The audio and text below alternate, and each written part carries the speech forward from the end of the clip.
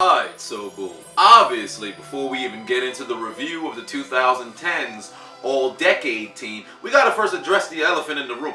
This looks like I got some green screen behind me. This is actually my basement. I've been toying around with my camera using a manual focus. This looks trippy as hell for me, looking it back at the monitor. I look like I'm on some professional studio joint and just implemented the background behind me. So that's pretty cool. Gotta work with the technology. Luckily for you guys who happen to be my patrons, you guys make this happen. So I truly do appreciate you for that. But let's break down what's happening with the 2010s All-Decade team. And I've been hearing a ton of opinions, a lot of disagreements, some agreements, but I'm going to give you my take. First and foremost, before we even get into the offense and defense, I feel like we got to start with the special teams, then go to defense, then go to offense, because I believe offense is where the most controversy lies. Let's first point out, before we even break these things down, people have to understand All-Decade team means decade. So if you just came into the league a few years ago, or you just so happened to start playing at an elite level a few years ago, and there are people who are doing it year in, year out for damn near the entire decade, they usurp you unless you were doing something that was on pace for an all-time great or something that we've never seen before. So individuals who are talking about why Patrick Mahomes not on the list, he got snubbed, where's George Kittle, bro? Y'all are stupid. Stupid. Okay? Get your priorities straight. But let's break down special teams first and foremost. This is the list. For punter, Johnny Hekker and Shane Lechler. How I feel about the punter situation, I like it. I don't see an issue. The one person that people would like to have seen on this list is Pat McAfee. Here's the thing. Pat McAfee in the decade, I believe it was only one Pro Bowl, one All-Pro, or I should say one All-Pro, I think 2 Pro Bowls.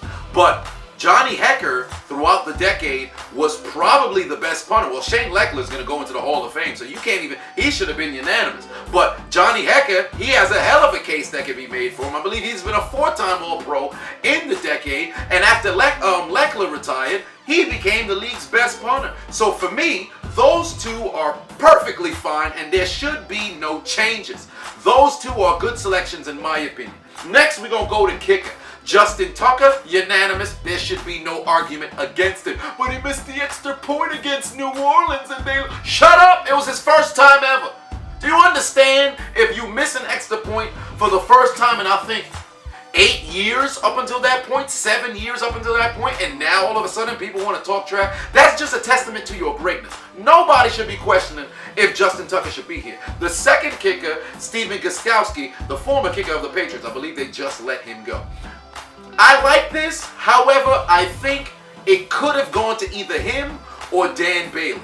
Why did he get the nod over Bailey? Bailey's last year in Dallas, I think he kicked 75%. His first year in Minnesota, I think he kicked 75%. He killed, this man's former prestige of being the most accurate kicker in NFL history. Now that title is held by Justin Tucker. Dan Bailey did himself no favors in 2016 and 17, 17 and 18.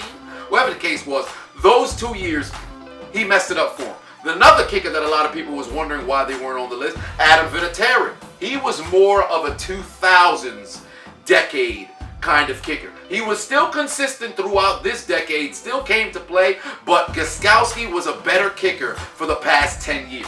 All right, then we move on to the punt returners. Oh, I should start with kick returners first. I'll do punt returners last because I have an issue with the punt returners. Kick returners, Devin Hester, Cordero Patterson. I like this. I like this. There should be no argument. Those are the 2 best kick returners this decade, and I don't understand how the hell Devin Hester wasn't unanimous. Okay, so I don't see anybody else who you can plug into that. Where's Joshua Cribbs? What are you talking about? What are you talking about? Cribbs was last decade. And on top of that, of the seasons that he had in this decade, what was it, 1, maybe 2 seasons? Get out of here. Cordero Patterson, Devin Hester, 2 good kick returner picks. Punt returner, Darren Sproles. All right, I like it. I can deal with it. And then Tariq Hill. How does Tariq Hill make this list? Mind you, man just played. He only played 4 seasons.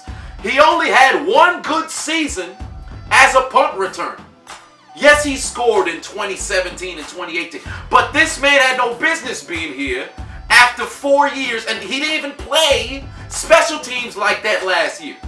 So 3 years is enough to get you on, and more importantly, 1 good season at the position? Are you kidding me? This makes no sense to me. If they had Dwayne Harris on the list, I can deal with that. That would have been a way better pick. How the hell do you put Tariq Hill on the list? If anything, Devin Hester should have been punt returner and kick returner. As a unanimous decision. How does Tariq Hill make this list? Somebody must have been a Chiefs fan, or Tariq Hill must have had photos on somebody in the selection committee. But this makes no sense. Tariq Hill should not be here. And last thought about the special teams team of the All-Decade team. My heart breaks for Matthew Slater because there should be some category for special teams coverage because he should be on this list. You go to 8 Pro Bowls as a special teamer, you should be on this list. It doesn't make sense. It does not make sense. He is by far the best special teamer this decade of whether it's, when we just talk about special teams, period. Okay? Well, him and Justin Tucker. But he should be on this list somehow. They should create a category for coverage and have him on the list. Just like in the 90s, Steve Tasker. I don't know if he was on the list of the All-Decade team. I highly doubt they had a position for special teams coverage, but Slater should be on this list. That's my thoughts on special teams. Now we're moving on to defense. All right? Defensive ends. Calais Campbell, Cameron Jordan, Julius Peppers, J.J. Watt. Watt is unanimous, which nobody should have an argument against. But he had 2 seasons with a broken leg and a broken back. J.J. Watt was on pace to possibly mess around and catch both Reggie White and Bruce Smith. All right? This brother was on a whole other levels than had 2 terrible season-ending injuries with his back and then his leg, and came back the next year, was a first-team All-Pro, and damn near won Defensive Player of the Year if Aaron Donald wasn't all-world. So, there's no argument for J.J. Watt. However, Calais Campbell, I have no issue. Cameron Jordan, I have no real issue. Julius Peppers, he's more of a 2000s decade player. He still made his presence felt this particular decade. However, I would have removed him and put a Cameron Wake in there. I would not have had Julius Peppers on this list. Yes, he's going to be a first ballot Hall of Famer. Yes, top 5 all sacks. But this is all decade team. This ain't all career team. All right? Cameron Wake in this decade wreaked more havoc than Julius Peppers and had better numbers. Yes, he may have been on a team that when he was on the Dolphins and losing left and right, his teams didn't win too much, but he had a better decade than Julius Peppers. I would have had Cameron Wake on this list. All right, moving on to defensive tackles. Geno Atkins, Fletcher Cox, Aaron Donald, and Ndamukong Suh. I have no issue with this at all. And on top of that, Aaron Donald being unanimous. Yes, I understand Aaron Donald only played when he came in 2014. Whatever the case is, if other people have more years on him. But Aaron Donald is looking like he could become the greatest defensive tackle of all time. Yes, me being a Steelers fan, you see Steelers for life over here. That sounds crazy. Being somebody who is a fan of an organization that had Joe Green, who is the greatest defensive tackle of all time. That sounds crazy, knowing how good John Randall, Warren Sapp, or Merlin Olsen. No, Merlin Olsen was a defensive man. Whatever the case is, all these other great defensive tackles, all-time D tackles, I'm sorry, I like this list. And on top of that, Aaron Donald may just mess around, go down in history as the greatest defensive tackle to ever play. Now, one name that's missing, Vince Wilfork. However, I can't put him over anybody else here. So I like this list of Geno Atkins, Fletcher Cox, Aaron Donald, and Ndamukong Suh. Regardless of how dirty Ndamukong Suh was, you can't deny the man's dominance. So I like this 4. Okay, next we're going to interior linebackers. Luke Kuechly, without question. Bobby Wagner, without question. Patrick Willis. I have an issue with Willis being here. The only problem is, who do you take Willis out for? and then put somebody else in.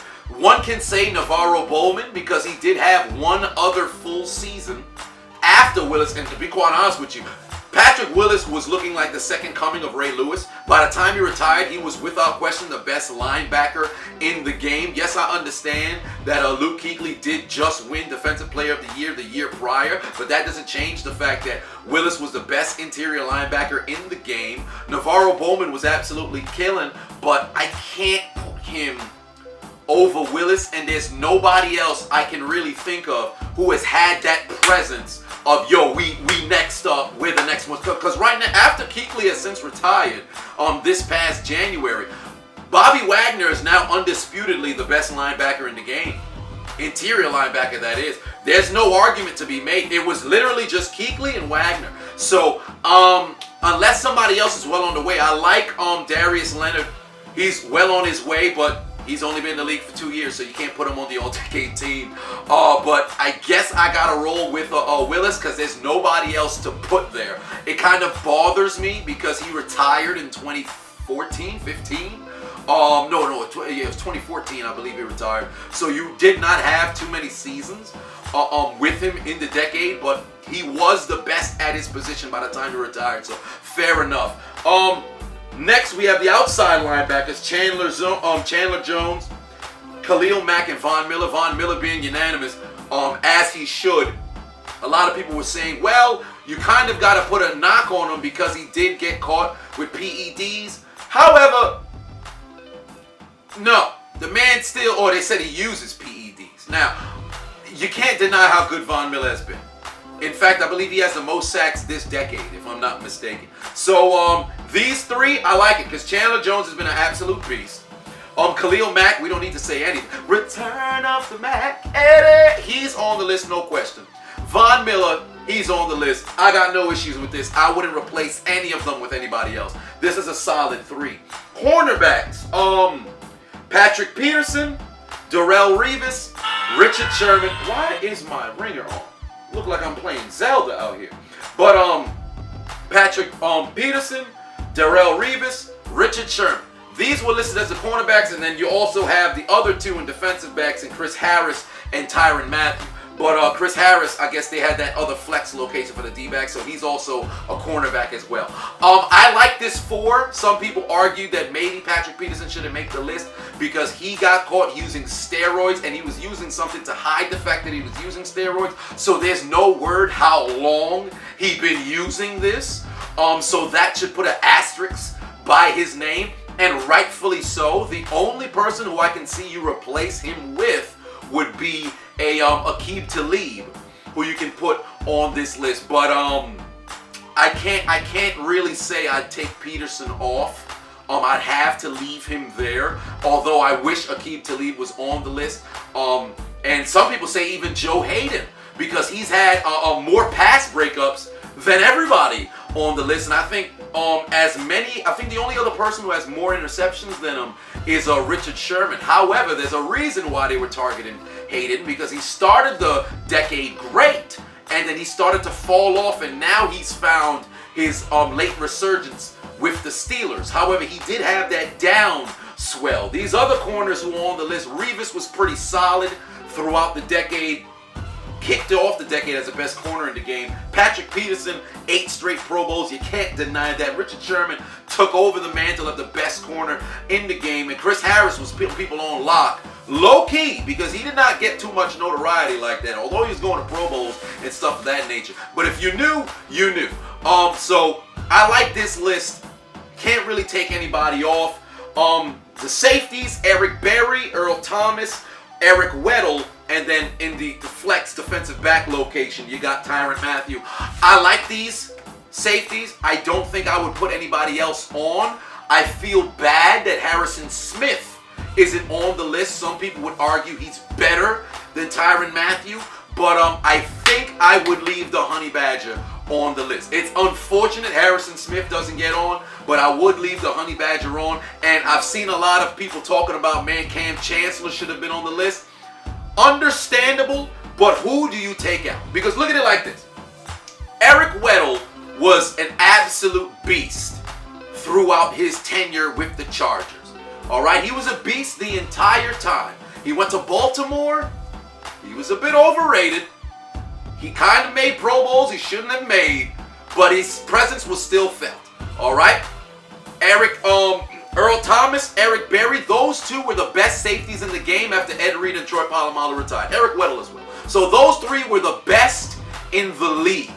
Yes, Cam Chancellor was an enforcer and hitting people left and galore and all this other stuff, but in the duration of Berry's career and Chancellor's career, Berry was a better safety at his position than Chancellor was at his. I'm sorry, this can be up for argument. A lot of people can have different sort of opinions. That's just how I feel. And Berry, although his career pretty much went to trash after the man had the cancer, the Hopkins lymphoma, and then you had the Achilles injury, and now the man's sitting at home when he should be on a team. It's unfortunate, but I'd say I'd take Berry over Chancellor, and it's, for me, there's no question that Weddle and also Thomas should be on this list. And Honey Badger, one person can say, man, you could switch him with Harrison Smith. It could go either way, but I'm going to edge more towards Honey Badger. So really on the defensive list, the only issue I really have is just Julius Peppers being over Cameron Wake. Outside of that, I like the list. Let's go to offense now. We'll start with the flex, that being Darren Sproles. I don't got a problem with this. I think maybe you could put a Matt Forte in there. I would have felt comfortable with Matt Forte being there either way. It's kind of like Cornbread, whether he's on the team or off the team, I'm good. Just like with Darren Sproles, whether he's there or not there, I'm good. One of those two should have been there. That's just how I feel. Some people would say a Le'Veon Bell, but Bell missing that final year in Pittsburgh and then having the down year here in New York, that really hurt him. Because if he never missed that last season with Pittsburgh, there's no question he would have been the flex here. In my opinion, he would have been the flex. But unfortunately, he sat out that year. He missed it. All right, let's go up to running backs. I don't think there should be a question mark as to if somebody should be here. But you got Frank Gore, you got Marshawn Lynch, you got LaShawn McCoy, and then unanimous in Adrian Peterson. I have no issue with this. No issue whatsoever. Some people were saying, man, where's Zeke? No. Where's Ted Gurley? He's going 70 touchdowns. No. Where's Le'Veon Bell? No. You can't put him over these four. These four were the best running backs in this decade, bar none. I like the running back list. I wouldn't move anybody out and put other people in. But what about Chris Johnson? His 2,000-yard season was in the 2009 or 2008 season. 2008 season, I believe. Back in the 2008 season, in the early 2010s, I believe he had one good season, and then that was pretty much it. In fact, today, I believe he just got arrested for murder for hire. Literally, today. I just got the update right before I ended up recording. I don't know why that came to my mind right now, but that's what we're talking about. Okay, but I like these four running backs. I don't think there's anybody I would take out and then input somebody in. A lot of people were saying, Frank Gore wasn't even that good, man. He just played longer than everybody. That should be a knock. I'm tired of individuals using this as some sort of knock on somebody because they aren't playing as long as somebody else, as if it's easy to just go out there and be a starting running back for a team. It's not. Longevity is something that has to be taken into account when you talk about careers. Like when people compare like a Randy Moss and a Jerry Rice, I'll talk about that a little bit later. It irks my soul when they say, well, Jerry played 6 more seasons. No wonder he'd have all those other yards. Well, let me point something out to you. The age that Randy Moss had came back and then went to the Super Bowl with San Francisco, that same age, I think he was like 37 or something like that, 36. Jerry Rice was still killing people on the field. The man still was murdering when he went over to Oakland, and he was like 38. Stop making it seem as if because somebody plays longer than somebody, all of a sudden you should throw the years out of the window and just compare the years that they play. Oh, well, he played 15, so we can only use 15 years. That's asset 7, asset 8, asset 9. All right? Frank Gore deserves to be on the list, and damn it, I'm happy that he is. Let's go on to guards. Jari Evans, Logan Mankins, Zach Martin, Marshall Yanda. Marshall Yanda being unanimous. I like this list. I don't know who you would take out and then put somebody in. I like the guards here. I don't think there's somebody I would move. I like this list. Centers, Alex Mack, Marquise Pouncey. No question. In fact, both these two centers, really, in my opinion, should have been unanimous. Marquise Pouncey, 8 Pro Bowls, multiple All-Pros in the decade. And I'm not only saying that because I'm a Steelers fan. There's no question this man has been the best center this decade. You cannot discount how good Alex Mack has been. And then some people make an argument for Jason Kelce, but realistically speaking, these last 2 years, he's the best center in the league right now, in my opinion. He's the best center in the league right now. However, it's been the last 3 seasons. This is when he's hit his stride. So if he could keep this up, but unfortunately he's like 32 right now, 31 or something like that. So who knows how long he's going, he's going to play. But it's unfortunate he ain't make the list, but I couldn't put him over Marquise Pouncey or Alex Mack. I like our centers here. The tackles, Jason Peters, Tyron Smith, Joe Staley, Joe Thomas is unanimous. No question for Joe Thomas. You do over 10,000 snaps consecutive throughout your entire career for 10 years. That ought to stand for something. There's a reason why he's unanimous, and I like him being here. As for the tackles, I have no real issue. The only other name that I see that's missing is probably Andrew Whitworth. But then who would I take out for him? Some can argue you can take out Jason Peters, but can you really? Can you really? I can't move anybody on this list, man. I simply can't. I like the tackles here. I like it. Tight end. This is where people tend to throw out a ton of names here. Rob Gronkowski, which was not unanimous. All right, that should have been unanimous. But Rob Gronkowski and Travis Kelce, those are the 2 tight ends. I like them. I don't think anybody should be moved. The only 2 other people who can make an argument for wanting to be or should be on this list, or I should say the 3 really, that can make an argument. Jason Witten, because in 9 seasons in the decade, he has more catches, yards, and touchdowns than Travis Kelce. And then also Greg Olsen. He set an NFL record. The first tight end in NFL history to have 3 consecutive 1,000-yard seasons. That ultimately got broke by Travis Kelce. He has an argument as well. And then last but not least, you have Antonio Gates, who did pass Tony Gonzalez for the most catches by most touchdown catches by a tight end in NFL history.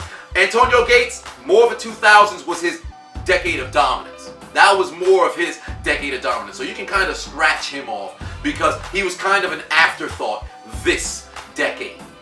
Jason Witten, matter of fact, no, I should say Greg Olsen. When it comes to dominance, Gronk, we're not even going to try to take out Gronk. There's no question for Gronk. Olsen versus Kelce, I would take Kelce over Olsen. Numbers and just sheer dominance over the course of the last 5 seasons, Travis Kelce and Gronk have been competing for the best tight end. I can't move anybody else. And some people were talking about Zach Ertz being snubbed. Hell no. Go into the bathroom. Do me a favor. Go in the bathroom. Look in the mirror. You see that reflection?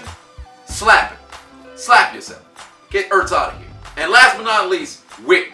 Although he has better stats in 9 seasons over the 6 of Travis Kelce, Kelce, without question, has been more of a dominant force than Witten. Witten's not a stat pattern. Football is kind of hard to be a stat pattern. Witten's not somebody where he steps on the field and defenses are in fear and defenses are double covering and all this other stuff. After 2013, ain't nobody was doubling with Jason Witten. People still out here doubling Travis Kelce. Right now, the man married. He got himself a beautiful wife. I'm pretty sure they got ladies outside trying to double cover him as he's trying to go to his car and go somewhere. He shouldn't be going nowhere right now because COVID-19 coronavirus is outside. But I would take him over Witten. He had a much more dominant presence. A lot of people, how did I forget? Jimmy Graham as well. Jimmy Graham had a hell of a decade. Great decade. But after he left New Orleans, let's just be honest, the brother peaked in New Orleans with Drew Brees. You played with Russell Wilson, you did a whole lot of nothing, you underachieved. You played with Aaron Rodgers, you underachieved.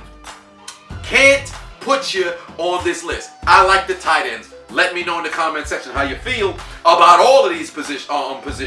All right. Then, wide receiver. I saw a lot of dissension about this. Antonio Brown, Larry Fitzgerald, Calvin Johnson, Julio Jones. Nobody was unanimous in the selection process here, but for me, these 4 without question. Antonio Brown is the most prolific receiver of the decade, bar none. When you talk numbers, impact, it's not even close. Well, it kind of is close. You have Julio Jones.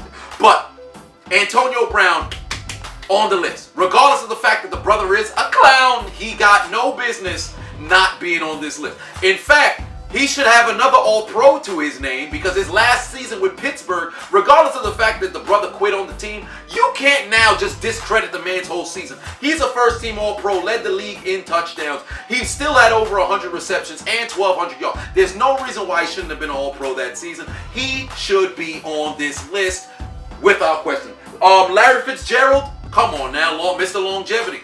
All right, first ballot, Dreadlocks Hall of Famer. This brother's on the list. You cannot discount him. All right, if I'm not mistaken, I think he's got to be top 5 in catches in the decade without question.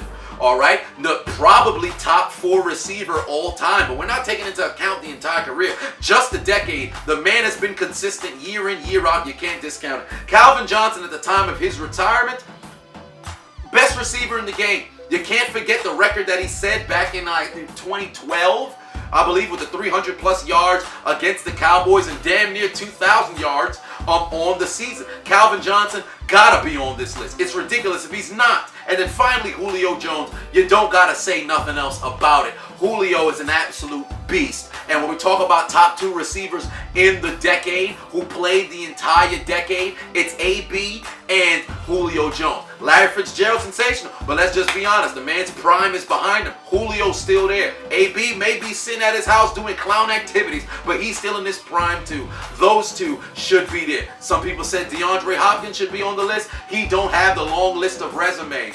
The long list of, or I should say achievements as Antonio Brown and Julio Jones and Larry Fitzgerald throughout the decade. I heard somebody say A.J. Green. Hell of a name to bring up, but when it comes to between A.J. Green or those 4 of Calvin Johnson, Larry Fitzgerald, Julio Jones, and A.B., I simply cannot put him there. I like these 4 receivers. And last but not least, quarterbacks, Tom Brady, unanimous, and Aaron Rodgers. A lot of people were talking about, well, Drew Brees should have been on this list. He has the most touchdowns, he has the most passing yards, and of the best completions percentage. That is all true. However, Drew Brees did have 3 seasons where the man was 7-9. Had some of the worst defenses in NFL history, by far. However, Aaron Rodgers has 2 MVPs. How many does Drew have in this decade? None. Aaron Rodgers is a multiple-time All-Pro. How many does Drew Brees have in this decade? Not as many as Aaron Rodgers. When you talk about touchdown to INT ratio, Aaron Rodgers has more. When we talk about wins, Aaron Rodgers got more, and more importantly, the brother went to 3 NFC championships and also won a Super Bowl this decade. You cannot discount how good Rodgers has been. Stop being creatures of the moon. Remember, Drew Brees was putting up monster numbers but had those 3 7-9 seasons. Aaron Rodgers went to the playoffs every single year and was a threat to go to the Super Bowl up until the brother got hurt in 2017. Let's not act like Aaron Rodgers is some sort of scrub just because you think he's overrated. Aaron Rodgers was the best quarterback in the league until he got hurt. When we talk about body of work, and the 7 years he did in a decade, Aaron Rodgers was the best quarterback in the league when he ended up getting hurt. Yes, it should have been Wentz's MVP season, but we're talking about building up until that point. Don't do that. Russell Wilson, a lot of people saying he should have been on the list, won a Super Bowl, went to 2, all of this other stuff. But people wasn't even considering Russell Wilson elite until like 2016. He was just a bona fide game manager, well, a better game manager, going out there and off the back of his defense. Don't sit over here and make it seem as if you thought Russell Wilson was this absolute beast the entire decade. That's not the case. All right? And then I believe there's another quarterback, who probably, Matt Ryan, maybe, but I wouldn't put Matt Ryan over Aaron Rodgers or Tom Brady. So I like this list. I wouldn't take anybody out for the quarterback list. And that's my review of the 2010 All-Decade team. Camera cut off at the right time. But in the comment section, let me know what your thoughts on the All-Decade team was. And I believe that the coaching. And last but not least, before I even close out the video, how can I forget? The coaches, Bill Belichick, Pete Carroll. I like Pete Carroll being here. There's no question for Belichick. We don't even need to consider it. But there's a couple other coaches who could have made this list. Some people say Sean Payton, but I wouldn't have put him there. Some people saying Andy Reid. You can definitely make the argument Andy Reid should be here. However, the countless playoff chokes that Andy Reid had up until Mahomes finally showed up, you kind of can't not keep that in account. Mike Tomlin, ton of wins in this decade. However, went to one Super Bowl and lost, never been back. All right, you only been to one AFC championship this decade. You had a good number of playoff chokes yourself and underachieving seasons. Although you never had a losing season, you can't have that discounted. Pete Carroll, for me, you kind of, who would you take out and feel comfortable leaving there over Pete Carroll? So I think I'd leave Pete Carroll there. So those are the two coaches, and I don't really got no big problem with it. So what I need from you guys, as I was saying, in the comment section, let me know what your thoughts on the all-decade team was. Who do you think got snubbed and should be on the list, and who should they replace? Don't just throw out names and say, well, this person should be on the list. Who would you take off? And the person that you would take off, give me an argument as to why you would do so.